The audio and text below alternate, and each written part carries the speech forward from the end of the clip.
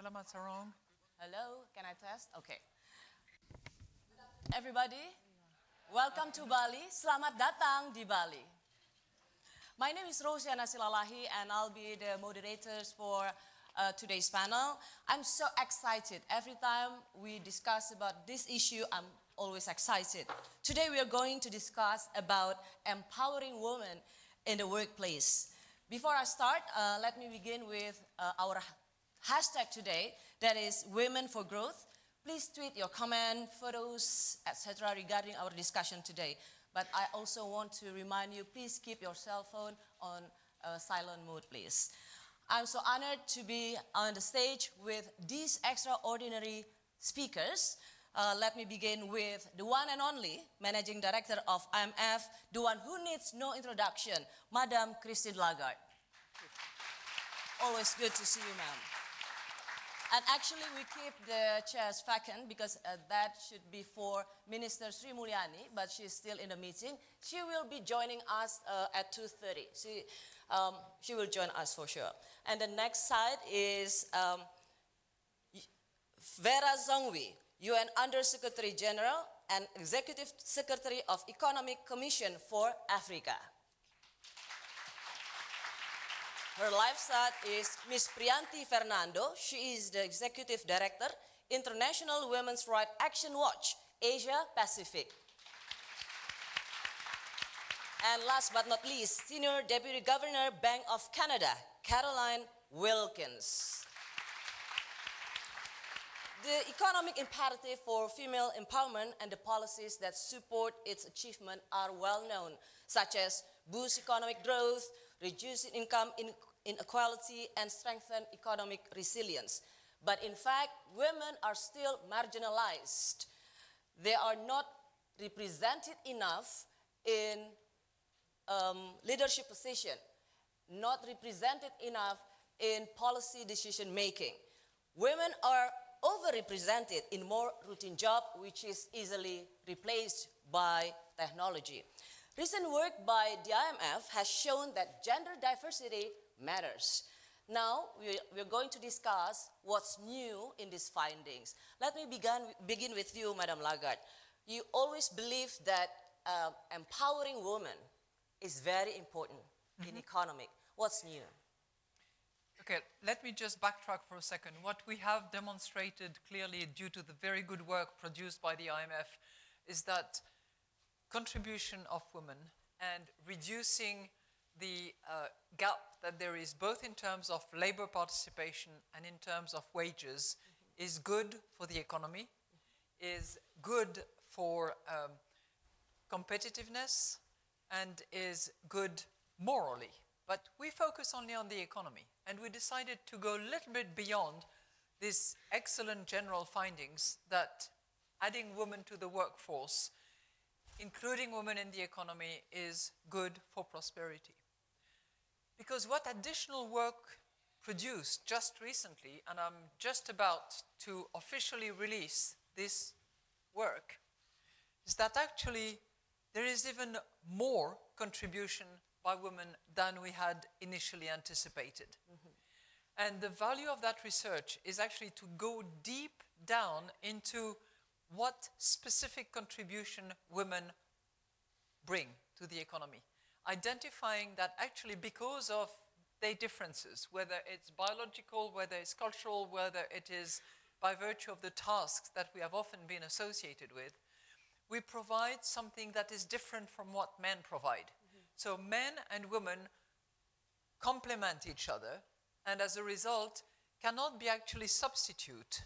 And women bring about something different, something more, because it is different from what men would provide. In other words, if you were just to add one full-time equivalent worker, irrespective of gender, you would get plus.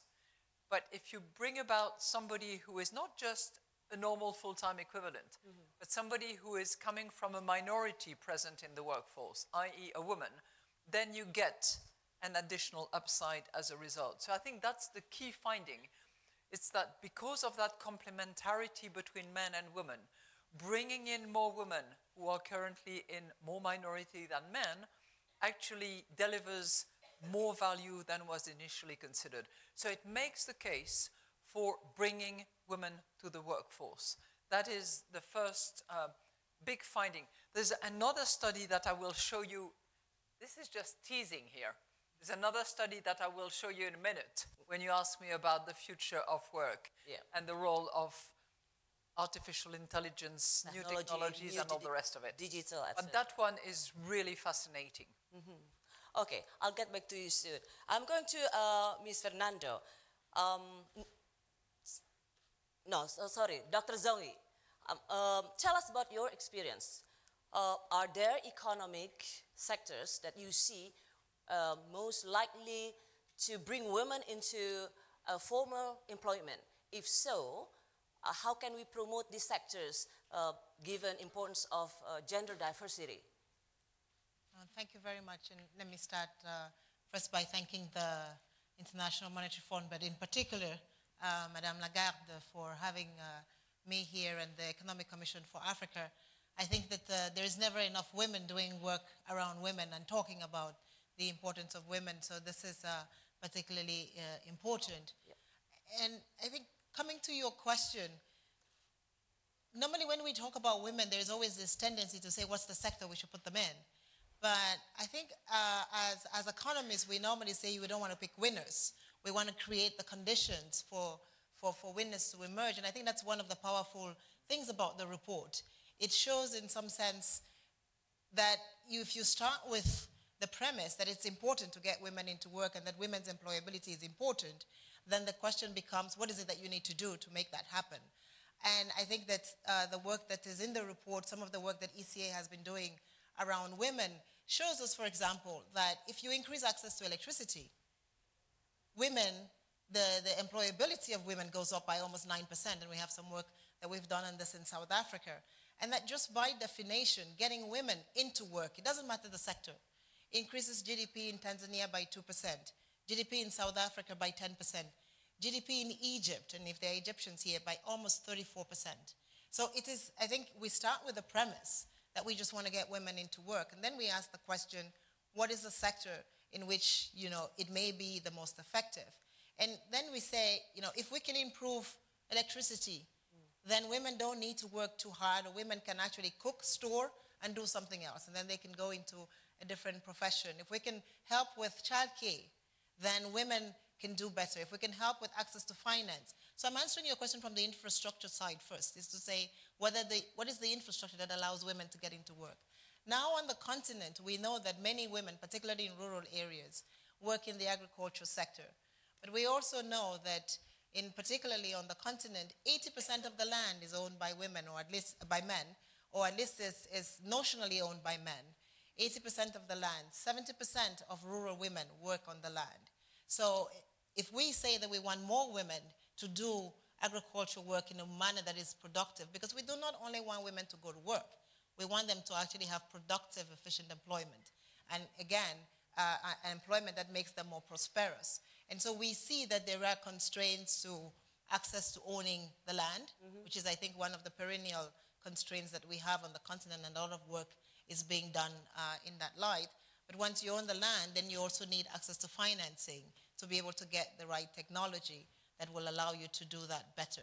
So I think agriculture becomes one of the fundamental ones that we need women into. But there is also women in the services sector, education and health sectors. We know, and I think that this is a little bit also what the report shows us, that it's not just getting women into work, but that women do better, and sometimes when you have women in particular employment, that the overall societal benefit is much better. And I think the fascinating thing about this report, and I think as we do a lot more work on women, gender, and employment, is that we are now able to unpack some of the information that we have about where women do well, where women can actually contribute a lot better in society. And I really do want to thank the team from the IMF that is contributing to this body of knowledge on why it is important to have women in the workforce, just as we have men. Okay. To Ms. Fernando, I also like to hear from your experience. What are the biggest barriers to women's progression, and what role can the public and the private sector's play? Okay, so like my previous speakers, I would like to say thank you very much for getting me on this panel. Thank you very much. It's a civil society representation, which I think for the IMF is like very commendable that we have a voice here on a panel that is discussing anything, but particularly gender. So for that, I'm very impressed by the changes that have taken place in the IMF under your leadership, Madam. And so for that, I think we should give applause on this.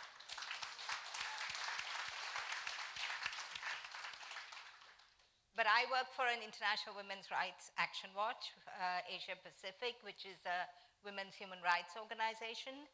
And if I was going to look at women's empowerment, I would kind of take a different tack on it. I would say that we would need to put women first.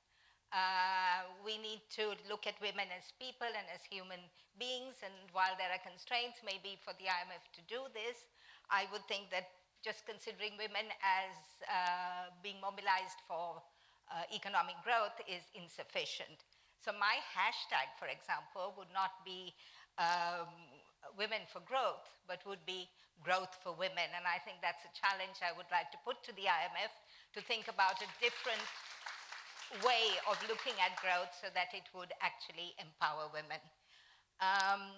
The other thing that I always feel a little uncomfortable about, and it could be because I'm not an economist, I'm a women's rights activist, is this assumption that women have to be somehow brought into the workforce.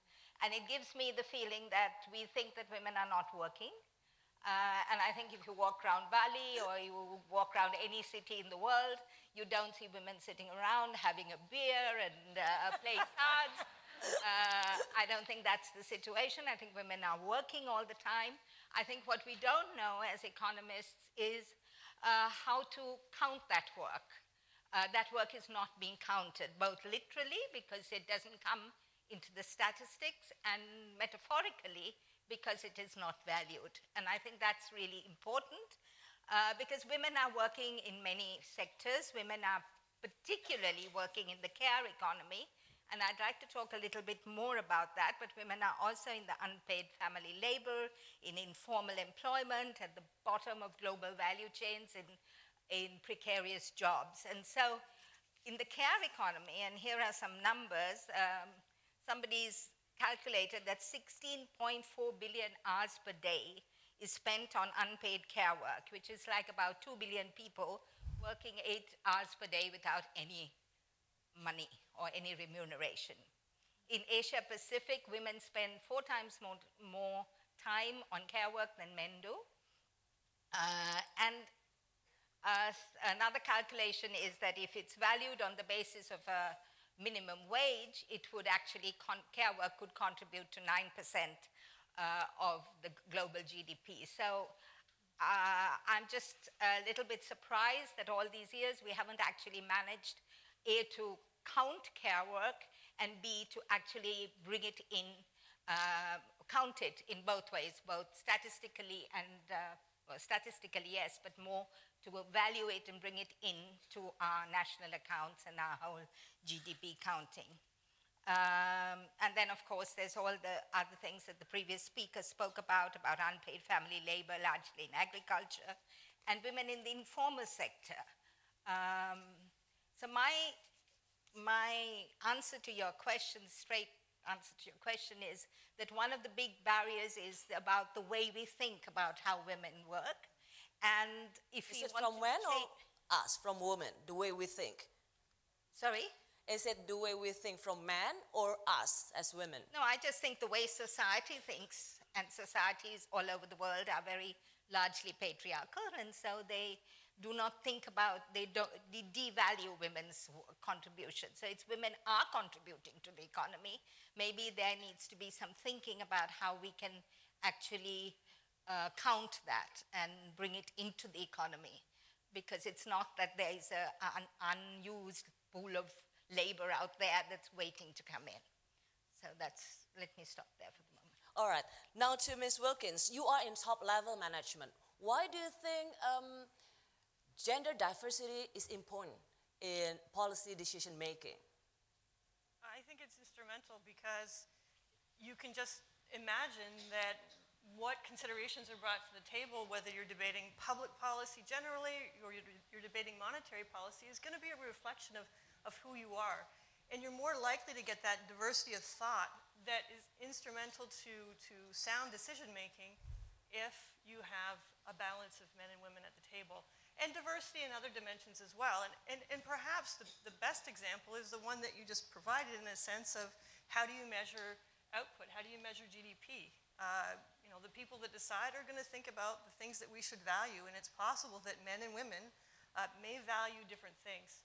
When it comes to central banking, which is my business, it's also extremely important. There's a lot of studies out there that show how the share of women in governing council boards, so decision-making bodies, has increased over time, and that's fabulous.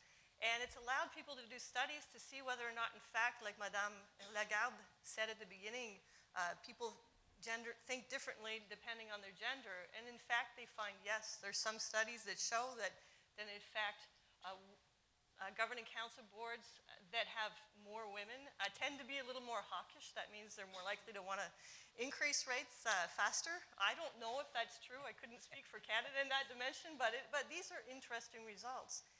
And if you want more women to work in areas that are related to STEM, and I put economics and finance in STEM, the women that are there, when they look up and they think, what do I want to do?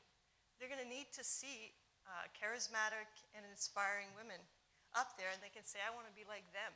And so I think there's a virtuous circle that can happen. The more you have women in leadership, the more you have younger women who say, that's what I want to do too.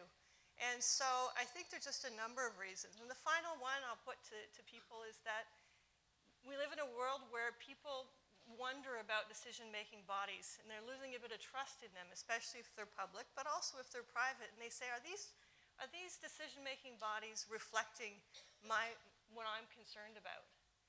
And that's eroding trust. And I think one of the best ways to help build the trust, aside from taking decisions with integrity, is having the decision makers reflect the society in which they serve. And well, women just happen to be a large part of the population. Wow. And I believe that you are also the first female in the board, right? I'm the first female senior deputy governor. Yes. Wow. Okay. Awesome. Now, please welcome Finance Minister of Indonesia, Ibu Sri Mulyani Indrawati. We call her Ibu here. Nice to see you. You don't give me a kiss? I told them. Give you a hug. I told them that you were busy dealing with politicians, answering why we, make this important event. Okay, I'm joking. Anyway, so Madame Lagarde, But she does that beautifully. Yeah, of course. She loves politicians, especially the ones who, give a stupid argument. She loves that, because then she can teach the politician to be smarter. Can we edit this? Anyway, this is life. Anyway, Ibu Sri Mulyani, since you just came, we are talking about women in the marketplace, in the labor market. What I'm going to ask you is what steps are being taken in Indonesia to increase female labor force participation? Any particular sectors? What are the challenges you see, both in terms of making policies and also you as the first female finance minister? Wow, that's a very difficult question. Okay. I think first we recognize that for a country to be able to improve the work participation, labor participation, especially among women, it's going to be good for the economy, but good for the woman and good for the family. That's for sure. And Indonesia, it's been quite some time that the labor participation for women is low and not improving. There are a couple of things that we can identify as an obstacle for that.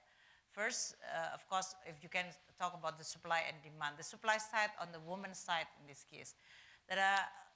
Although for Indonesian women to work outside the house, we are not finding a constraint in terms of prohibited or you are not allowed and all those which is, but still this country is very paternalistic.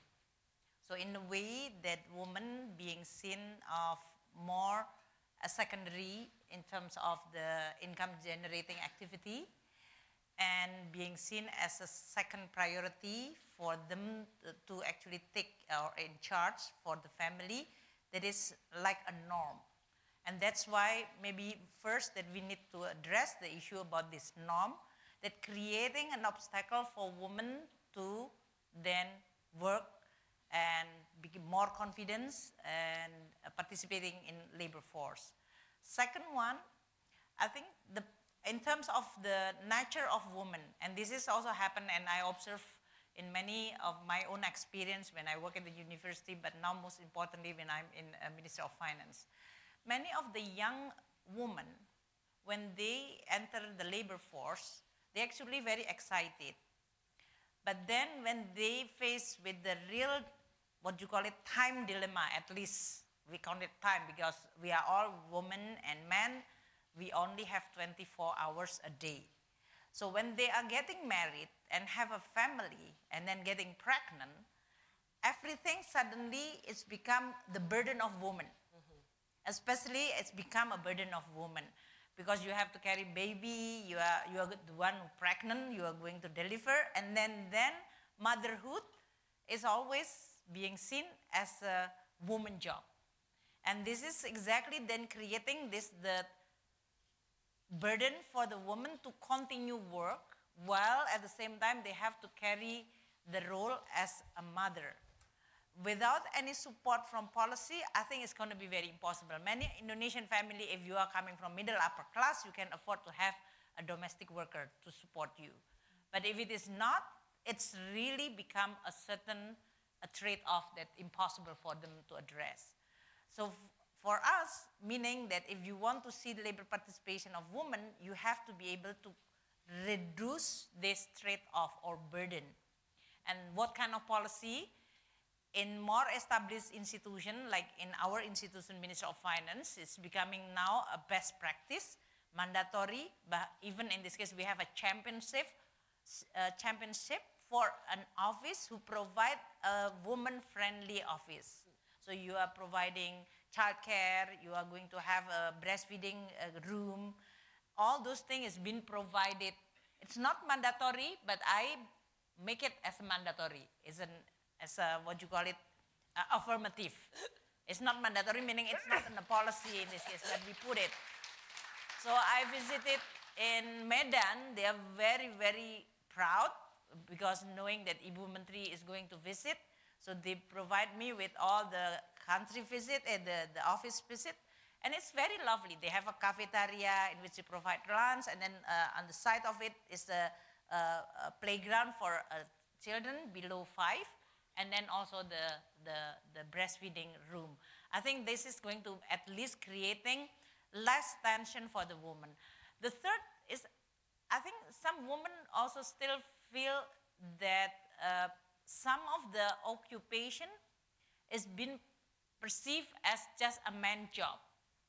Actually, Madam Lagarde is the one when he was appointed as a finance minister. That was long time ago. I was finance minister, that was under SBY presidency. I was attending the G20. And then she came in the room, and she's always lovely, of course, Christine Lagarde. And then she found, who's the other woman in the room? It's only Sri Mulyani. And then she came to me, and then, oh, we the only 2 women finance minister. Finance minister or finance in general is always perceived as a man's job.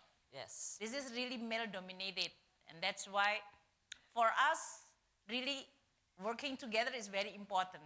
What is stereotyping, which is very sad, even when I was in the World Bank, sometimes they feel that when women appointed as a manager, they actually become a sharp elbow, and they're competing among women in this case. So sometimes, and this is sometimes joked by the male employee, that they are, see, Sri Mulyani, you want to promote more manager women, but see, they cannot cooperate among themselves. It's like they are like, see? So this is in many times, and Madame Lagarde, I think at some point we have the initiative to have a dinner with you and with all the VP and manager women in the World Bank. She's always very generous with all the women. She gave the encouragement that all of us need to work together. It seems like the world is just too small for a woman to cooperate. I think this is also a very good lesson for all of us. Can we work together and really promoting and seeing all of us to actually, it's just a very rare opportunity. Okay. So battling with this perception that there is a male job and this is, and for women, you really have to be an extraordinary to be able to enter this male-dominated job. That creating additional burden. I think one book by Condoleezza Rice, the title is Twice as Good. For a woman to be in any position, they have to show that they are twice as good that even the men should prove. That creates a real huge burden. So you can imagine, they have to carry as a mother, they have to have this norm, they also have to carry this burden to prove that they are twice as good to be able to in the same position. Okay. That is actually the what is the obstacle of many women to be in a labor participation. So you can I yeah, of course. No. No, I just want to clarify one thing. We have been asked by young female journalists who have just recently had babies if we could organize for them to be able to breastfeed. So the IMF and the World Bank, I'm sure, have organized for breastfeeding facility. Anybody interested here? It's there. Wow. That's good. Yeah. It's okay. In the IMF, I don't think that I see any breastfeeding room. You have it? You have it? Of course. Oh, you have. Kompas TV have it. That was long time ago. My office has it. No. When I was ED in the IMF, that was long time ago. No. The IMF you have it now. Okay, so you were... Now Christine changed everything. Oh. That's the benefit of women power. So you were two, the same as the finance minister, two female finance minister. Ibuani was before me, but I joined. Okay. Yeah. So I can imagine when you go, you two went conferences and other gentlemen would think, they're only two, but these ladies drive me crazy. I can imagine. Okay, I know you would respond to Ibu Sri Mulyani, but can we move to other topic? Yeah. Can I just say two all things right. very quickly? I think congratulations on what you just said, because I think you brought out a number of things that the women's movement is asking for, which is actually to redistribute care work, to reduce gender stereotypes. So what you were talking about, the kind of work that women do. And I think those things are really important to mainstream, because if you don't mainstream those things, however much you do everything else, women will either have a double burden and will not actually make those, will not be empowered or make those advances. Okay. All right. Now I'm going to move forward to Madame Lagarde. We are facing a new era of technology, digital economy, a robotic machine. How do you think this kind of change in technology will affect women, the automation and also the future work? How do you think this will affect women? Well, it will affect all men and women. But what is characteristic and actually which is published today in this research paper is that women will be affected more so than men. That's the key finding of this study. And it's not because they're women and because they would be inferior species. No, not at all. It's just that because of points that you made earlier, they often do tasks that are not as value-adding. They are more repetitive. They're more likely to be automated. And as a result of that, the jobs that they're doing are going to be affected first before the jobs that eventually men are doing. Now, it's not a massive proportion, but yet again, it shows that despite new technologies, despite artificial intelligence, biotech, and all of that, the women will suffer more than men as a result. And our study concludes that women are at 11% risk of seeing their job dislocated, gone, whereas men are at a 9% risk. There's a very interesting study that has been done in this work, which extrapolates from 30 OECD countries where 26 million female jobs are likely to go. And if you extrapolate to a larger number of countries on a global basis, you're talking about 180 million jobs currently discharged by women that are at risk of dislocation disappearing because of technologies. So that's the bad news. In a way, the good news is that the more you move into services, the more there will be women, as opposed to manufacturing and those jobs that required, physical strength. But yet again, in those services, the sectorial destination for women is going to put them either at a disadvantage or not. And if you take the sector of information technology communication, where there's a lot of IT content, women, again, are at risk, and they're not in equal position compared with men. Numbers are all in there. I'm not going to bore you with that. But something can be done about it. Yeah. And that something is about education, is about helping them in the direction of being not only computer literate, but completely adjusted to those challenges of technologies. And it's all about directing the resources towards education and the right skill sets that will equip them going forward, and anticipating that technology will affect them more so than men. Yeah, we are going to talk also about what kind of new skills that be needed in the future. But let me get back to you, Ms. Wilkins. Every sector has to adapt with the new technology, including banking sector. How can technology, including fintech, create new opportunities for women? Well, there are many challenges, Madame Lagarde said, but at the same time, it opens up a new world in a way that could be very beneficial to women. And you just start with financial inclusion. That may not be an issue so much in Canada or the US, but even there are access to funds and access issues. But especially elsewhere in the world where many are unbanked, you can think of the opportunities that fintech could provide by providing banking services, lending services that are more platform-based and perhaps not so much tied to a network that's very male-dominated, but is more distributed. And when you look at that, you just think that the opportunities for entrepreneurial activities could be quite important for women. I think as well, in any country, there are opportunities for women in entrepreneurial activities in technology. The government of Canada just has an example of where they're using the Business Development Bank to put funds towards women in tech. So women entrepreneurs who are owning tech firms, emerging tech firms, and that's a really big emerging industry in Canada, all across the country, and probably in many countries. And so I think there are opportunities to seize the technology, but it does require education, and it does require, I think, a very proactive approach. We can sort of wait to see if women are going to be interested in STEM or interested in some of these new jobs that will be there. But research shows that women are more likely to choose a major if they know another woman who went to the same college who they find inspiring. And so just one last thing, the Bank of Canada is very invested in reaching out to women in universities, especially in the undergrad. Personally, I've talked to over hundreds of students across the country to do just that, and we're sending out our women economists to try to get them excited in areas that will serve them well in the new economy. Who were you inspired by when you were a teenager to become like this? That's a really good question.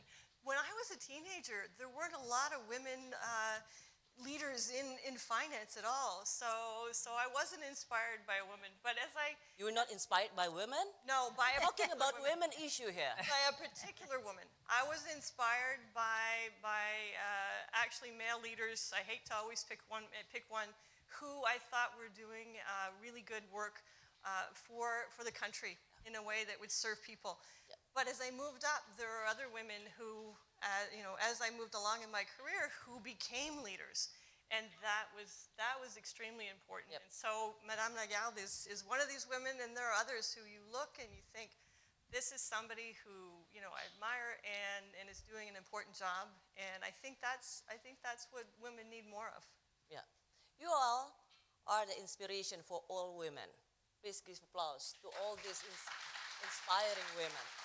Okay, now to Ms. Songwi, digital technology create a flexible time of work actually, and this could be an opportunity for women despite you know, even though there are still barriers in the society.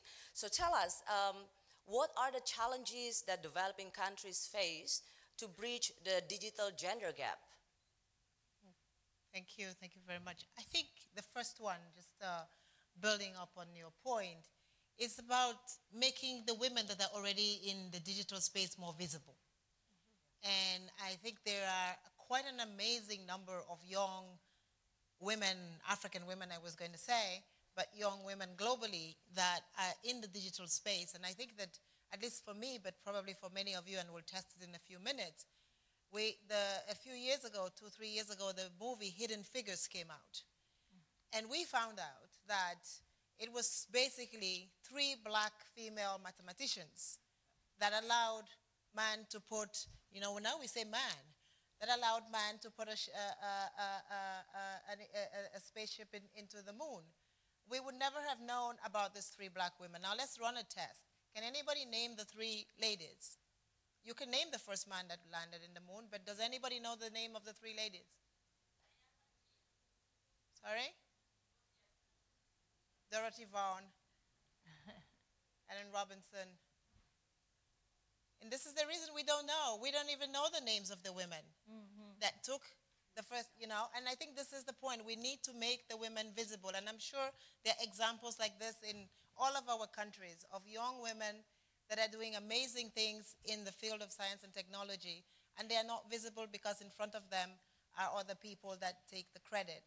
And so I think the task is just getting these ladies out and making them more visible. It's the same across the world. I gave you an example in the US. There will be an example in Cameroon, in Paris, and everywhere else. So I think that's the first one. Because once those women become visible, the younger ladies then say, I can also become a mathematician. I can actually put a spaceship into the moon. I can actually do something different. So it's that decision that you see one person ahead and you say, I can do it too. And we can never underestimate, I think, the power of seeing Madame Lagarde heading the IMF and how many more young kids will be willing to do that, or in Indonesia, Ibu Sri, that is a Minister of Finance. So I really think that that's the most important. Now, once we have done that, then the question becomes, how do we give them access to the technology to do that? And today we have 250 million less women that have access to any sort of IT or internet services in the world compared to men. So again, it's just making sure then that in the same geography, in the same environment, how come we have that many less women? On the continent, it's 27 million less women have access to technology than do men. A lot of this is about giving them access in an affordable way, in an accessible way, in a way that, so one, then they need financing to be able to get access to the internet and to be able to connect. And I think once you do that, then you begin to bridge that digital divide. An important statistic that comes out in the work that has come out also is about, and you mentioned it, is the tech hubs. I think, at least on the continent, we've seen an explosion of tech hubs. About 5 years ago, there must have been about 140. Today, there are 442 tech hubs. Interestingly enough, almost over 30% of them are women that are doing these startups. But exactly as you said, they are not doing startups in technology. What we find, and I think this links with the discussion that we had before, is that a lot of the startups that are run by women are actually in the consumer care business. So it means that we are taking our ideas from doing childcare and working at home and transforming them into ideas that become marketable. And so it's actually, I think, quite a telling statistic. It's first consumer care, it's design. Surprise, surprise, it's education. We know how to educate the kids better. So we're actually doing a lot more startups in education, and then healthcare services. But then when you go the next step is once these women have invented these things, how can they get access to patents? And on the continent, particularly in Africa, the cost of patenting an idea is more prohibitive for women than it is for men. So what ends up happening is that when a woman has a great idea, she hands it over to a man that sort of takes it and then patents it and gets the benefit out of it. So when we think about all the big ideas, the big IPOs, we can think of IPOs that are launched every other day by men and not by women. So we also need to ensure that there is some access for women's ideas. We must be able to not just get the woman into work, but we must protect the woman's idea. The wonderful thing about IT is the woman can stay home. She can take care of the kid and she can develop an amazing new idea. But then we must make sure that the cost of that idea is protected by policy. And I think that this is a very, very important point now on the continent is how can we protect patents and ensure that women then have access to their own brains and that they can monetize their brains when they want to, how they want to, and with whom they want to do it. And finally, of course, is education and STEM. We need more women in the STEM field, but research has shown again that once you have more women doing math and physics, and then there is more women that get into that space. So I think the work that has just been done by the IMF on this is all right, we got the message, but Madam Lagarde, you want to respond to that? No, not respond. I wanted to ask you a clarification. Okay. Why is it that protecting an idea through patent is more expensive for a woman than for a man? Explain that. It's not more expensive by definition, but because the woman, by definition, has always lower incomes. The bridge becomes more difficult. Because women always has the lower income. Okay. Yeah. All right, Ibu Sri Mulyani, let's talk about what Indonesian government has invested. Even among women, there's still gap between those who's in high skill and low skill job.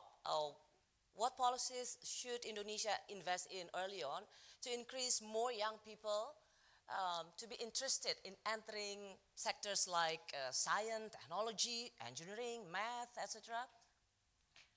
Well, first from the statistic, when we talk about the formal sector, the women that work in the formal sector in Indonesia is much lower than men, 37% versus 64%. So it's almost half below. But in STEM, actually, if you compare among ASEAN countries, Indonesia is among, or Asia even, Indonesia is among the highest. We are at 23% women in STEM. And that's the highest? That's among the highest if you compare even with Singapore, China, and other ASEAN countries. I think if we look at Indonesia, many of actually women, they don't feel that they are constrained to actually majoring in STEM. I think that is also something. You actually can find quite a lot that they feel that although this is perceived with stereotyping, that this is male-dominated field, but Indonesian women or young women, in this case as students, they are not feel constrained to actually there and even excel in that area. But as I mentioned earlier, the dropout rate after you graduated is actually very high. Either because of, in Indonesia in general, the job which is using STEM is still relatively low. This has something to do with the whole design of the policy in Indonesia, which when the economy is growing, we put more research and development as a career. I think this is the area that we really need. If you want to become middle income, upper income country, then you are going to be able to invest more on research, innovation, and R&D. And this is what the government is now doing. President Jokowi wants us to organize better, first by consolidating all our research fund, which is now has been fragmented to many ministries and institutions, and we don't see it, it's not feasible, and we really don't see what is the impact for the economy. So consolidating and organizing under the Ministry of Higher Education and Research is going to be very critical. And then you have to expand it. The second one is, I think, the most important for the policy is also creating a role model. In Indonesia, usually on the STEM, on the medicine, maybe there is a stereotype that woman is okay in the medical field. Okay, I mean. In a lab, maybe also okay, although it's not in what you call it perceived as a hard science. So we really have to still continue dealing with the stereotyping, like addressing this issue that it is fine. Luckily, I think Indonesia just recently hosting the ASEAN game, and many of what you call it a field, sport field, which is perceived as a man, is actually the woman get the gold medal. So I think it's really a lot of things which is actually through that kind of, if we can have a Science Olympic and all those, last time I received young student at the primary school, which is hosted by one of pharmaceutical company.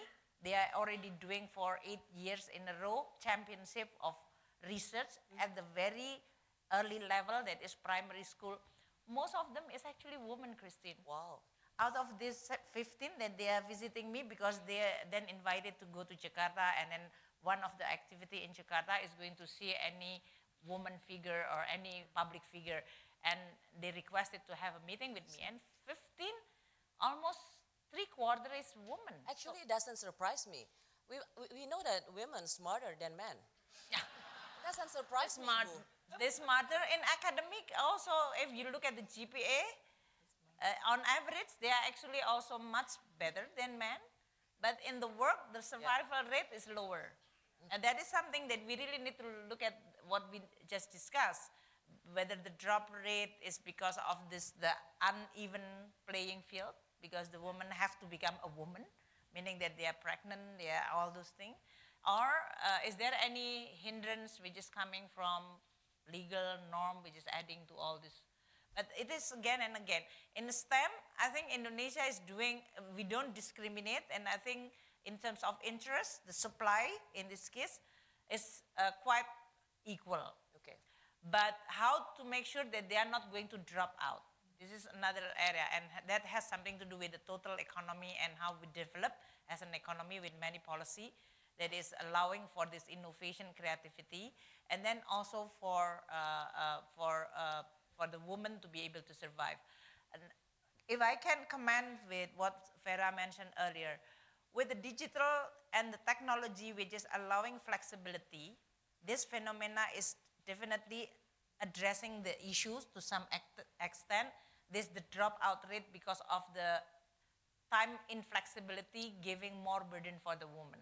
So technology definitely is going to create more opportunity for women to work, to participate, because they are becoming very flexible. But what we really want to see is more a high-paying job for the woman. But monetizing many of the activity which is in the past has been perceived as a domestic activity which is unpaid and not coming to the market. For example, like childcare, this is invaluable. You can see that women will pay whatever that they will pay as long as they can get somebody who taking care of their children in such a quality way. So it's priceless actually. But when you put it in the market mechanism, it's suddenly the price drop. And this is something which we can call it the market failure of valuing the work which is being done domestically by many women. Yep. And this is something that maybe as all of us maybe have to promote more GDP, which putting the value or imputed value of many of the domestic work. Okay, Madam Ilaga, you want to say something? IMF can do that. I think they are actually can promote the GDP with all the women work in the household. Christine, you really have to put that as your legacy. As your legacy.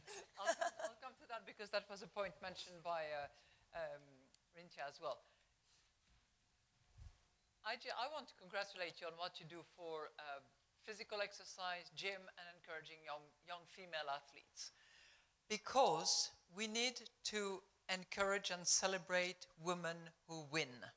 Because women winners change the face and the perception that people have. I'll tell you a little story that I heard just recently from Japanese authorities, and it's a true story.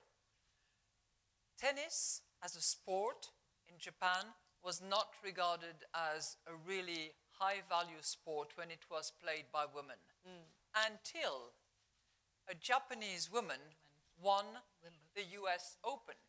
And at that point, suddenly, tennis became a really really powerful sport, one that was worthy of financing and support and all the rest of it. So I tend to think that you need to squeeze where it hurts. And if we believe... That is the skill of women, squeeze where it hurts. We're good doing that. Very good. But, you know, if it works to have a woman winner, and if it changes the perception that people have of the ability of female athletes to actually succeed, we just need to help and encourage at that level. I know it's a little bit outside the economic circles here and the economic theory, but it's critically important if we want to change the perception. To your point about GDP, and that's a point that we discussed a little bit before you arrived, we will be having in November a statistic conference at which we will be examining how we collect data, how we can identify value and the value of work that is not recorded currently under GDP. And this is familiar to me because back when I was finance minister in our days,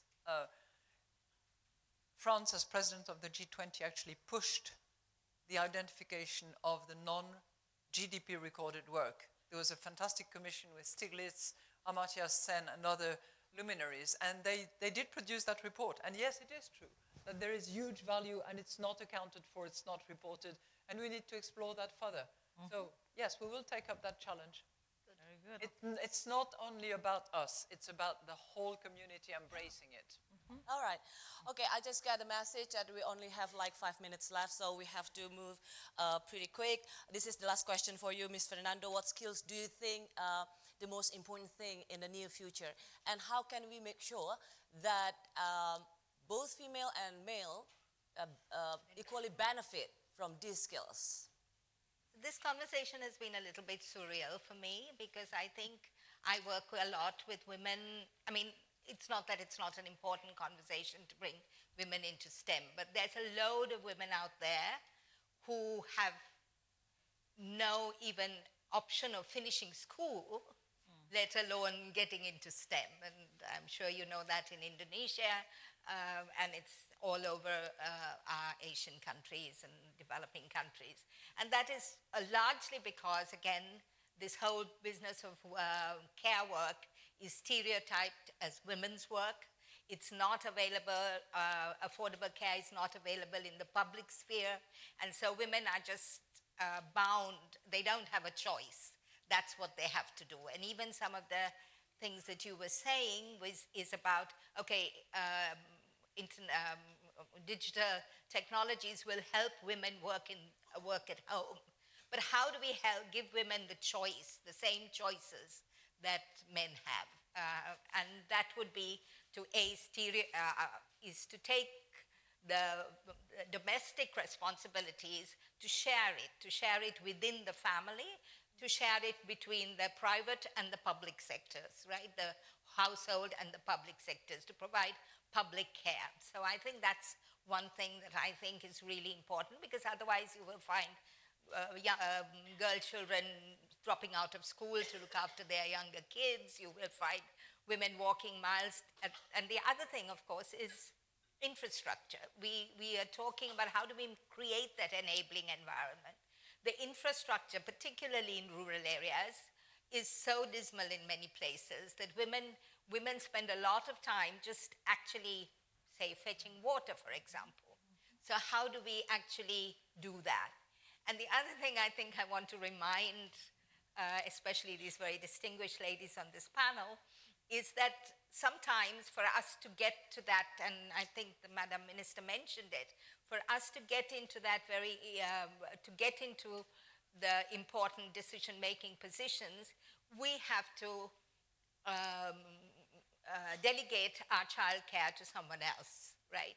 And how unfair is that for somebody to have to leave their children at home and migrate to somewhere else to look after somebody else's children?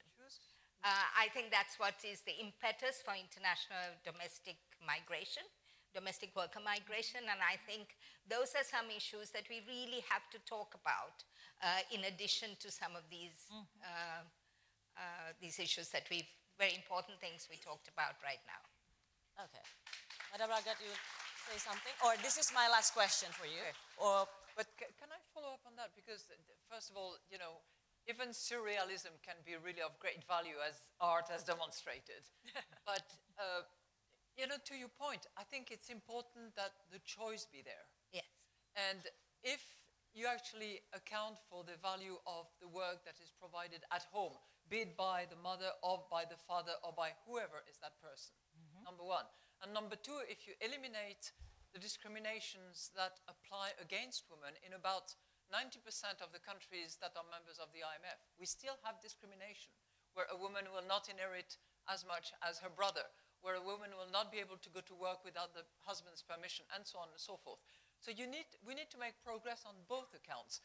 Remove the discrimination so that a woman has the choice, and value the work that is being done so that, you know, you reconcile the two and you open up the choice that should be available to all, not just men, but men and women. Okay. Thank you. I've just got the final message that we have to conclude our discussion because we have no more time. So I'm sorry that actually I was planning to open up for Q&A, but we don't have more time. Madam Lagarde, would you like to say something as the final one, just a short one? Invest in women education. Full stop. Full stop, exactly. So thank you so much. Thank you for joining our discussion today. Thank you for our extraordinary speakers. Thank you. Don't forget, like Madam Lagarde said, invest in women, diversity matters, and gender diversity brings benefit all its own. Thank you once again. Enjoy your day. Enjoy Bali. Goodbye.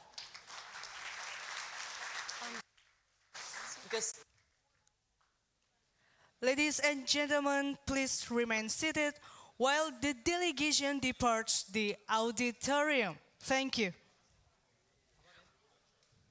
Once again, ladies and gentlemen, please remain seated while the delegations departs the auditorium. Thank you.